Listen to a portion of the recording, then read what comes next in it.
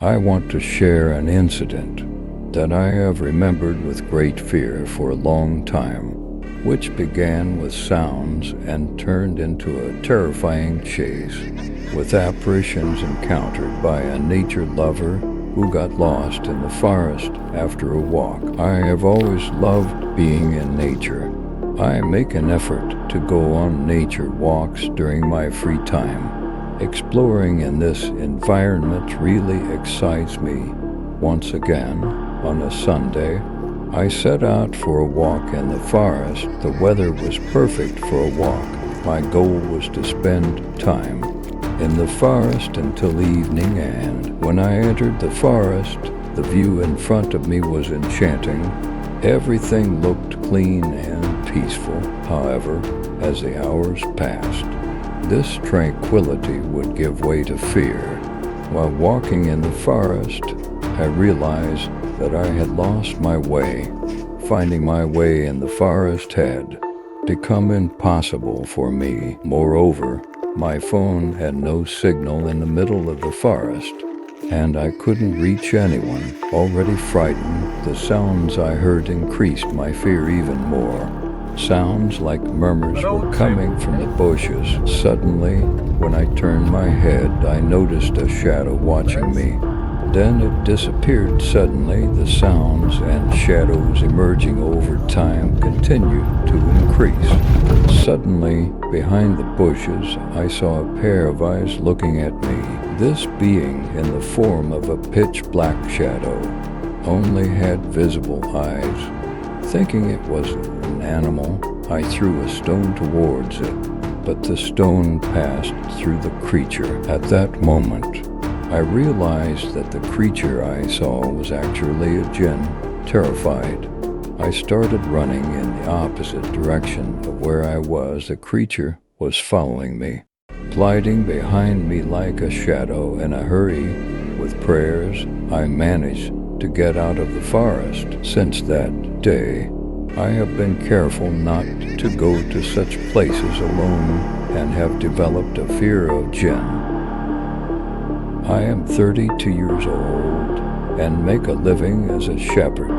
The incident I am about to narrate happened to me personally in 1996. Anyway, on that day, just like any other day, I was herding my sheep. I was extremely tired and exhausted. I had taken a longer route that day, aiming to take the sheep to a greener area. It was around 11 o'clock at night when I probably brought the sheep into the pen. To get home from where the pen was, I had to pass through the forest. Of course, back then there was no lighting like today. It was pitch dark everywhere. I was walking in the light of a flashlight. I remember very well. There was a slight breeze in the air. However, as soon as I entered the forest road, a shiver ran down my spine. Despite the air not being too cold, I was literally trembling. Then I heard whistling sounds coming from within the forest. As I proceeded, the sounds intensified. The forest surrounded me on both sides, and if someone intended to do something, I had nowhere to escape. I walked about 50 meters, or maybe less, and suddenly, a man appeared in front of me. His appearance and demeanor didn't seem trustworthy to me. He asked, "We have our wedding ahead. I lost my way. Can you take me there?" I replied, "Are you having a wedding in the forest?" He just smiled, took 2 steps towards me, and said, "Come on, let's go." He started walking, and reluctantly I followed him. As we moved deeper into the forest, the whistling sounds increased. It felt like someone or something was moving among the trees, but I couldn't see anything. I only had a flashlight to illuminate my path and surroundings, and its light wasn't very effective. At one point, the man asked me to please turn off the flashlight. My friends are bothered. I hesitated between turning it off or not. After all, there was no one here except the two of us, who were his friends that he referred to, or rather, what were they? Before turning off the light, I took one last look at the man's face, and I was horrified.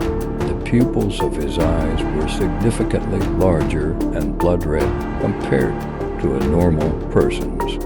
I turned off the light. At that moment, I recited all the prayers that came to my mind. I ran with all my might, leaving the forest behind. Before going home, I went straight to the house of the village Imam. I told the Imam everything that had happened. The Imam listened carefully to my story and said, "Oh, my boy, you've encountered a jinn wedding. If you had stayed a little longer, the jinn would have claimed you. Thank God you're safe."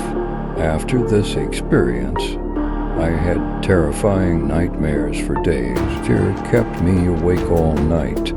Thank God I'm fine now. I never use that road anymore, and as far as I know, nobody else does either.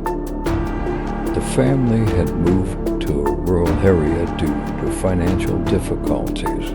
The mother and father, who had two children aged 13 and 1, did their best to repair the old house.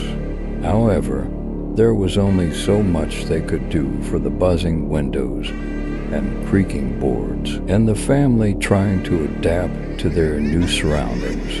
The one person most content with their situation was little John, normally unable to stand alone, constantly seeking play.